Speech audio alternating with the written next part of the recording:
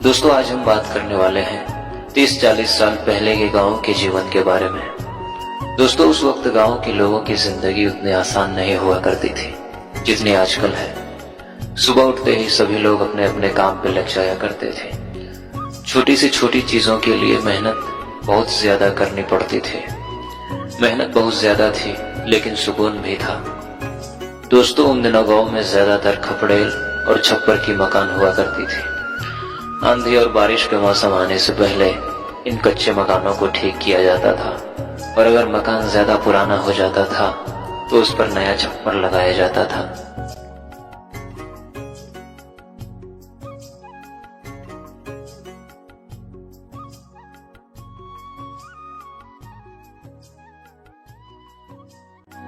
और दोस्तों उन दिनों खेती का सारा काम बैलों के द्वारा ही किया जाता था।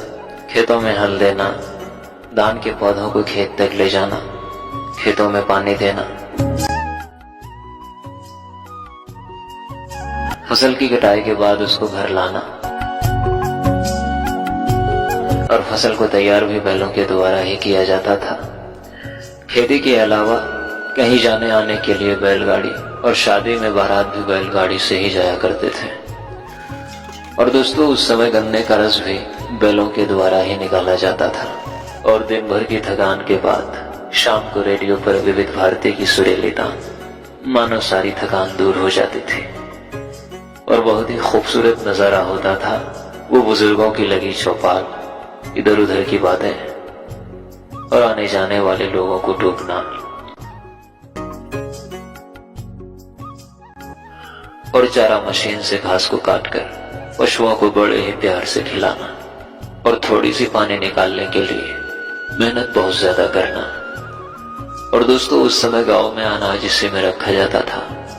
ये मिट्टी से बनाया जाता है, इसे डेहरी बोलते हैं। इसमें अनाज बहुत दिनों तक सुरक्षित रहता था। और गांव में नदी में नहाने का मजा ही कुछ और होता था। गर्मी के मौसम में एक भी दिन नदी में नहाए बगैर नहीं गुजरता था।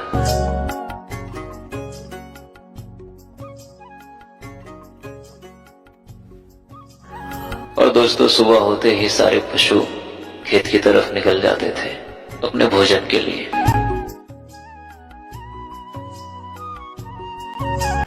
और दोस्तों रोज शाम के वक्त गांव में बाजार लगती थी। दिन भर काम करने के बाद लोग शाम को बाजार जाते थे सब्जियां खरीदने। वो शाम के वक्त लगने वाली बाजार का दृश्य ही कुछ और होता था। और दोस्तों ये छपरी का छोटा सा घर खेतों में बनाया जाता था ताकि यहाँ बैठकर सभी किसान अपने अपने खेतों की देखभाल कर सके। खुले मैदान में ठंडी हवाओं के बीच यहाँ बैठने का मजा ही कुछ और होता था। और दोस्तों कुछ इस तरह की हुआ करती थी पहले गांव का रसोई घर, जो पूरी तरह से मिट्टी की बनी होती थी और बड़े बड़े चूल्हे को भी मिट्टी से बनाया जाता था।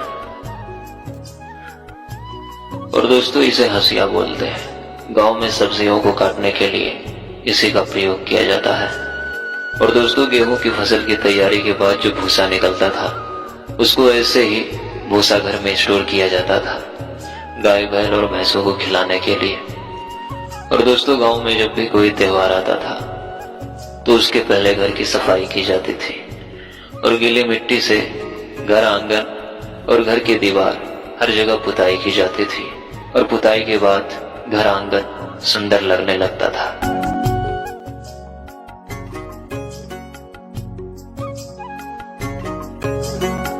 और दोस्तों उस समय जब गांव की महिलाएं कुएं से पानी भर के लाते थे तो उसको मिट्टी के घड़े में स्टोक करके रखा जाता था खाना बनाने और पीने के लिए।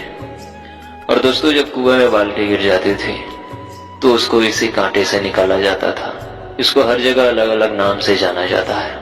आप लोगों के यहाँ इसे क्या बोला जाता है कमेंट में जरूर बताना। तो दोस्तों आज के लिए बस इतना ही। और दोस्तों वीडियो को बनाने में बहुत ही मेहनत लगती है। प्लीज आप लोग चैनल को सब्सक्राइब कर दीजिए। मिलते हैं फिर से किसी ऐसी ही पुरानी यादों के साथ। तब तक के लिए धन्यवाद।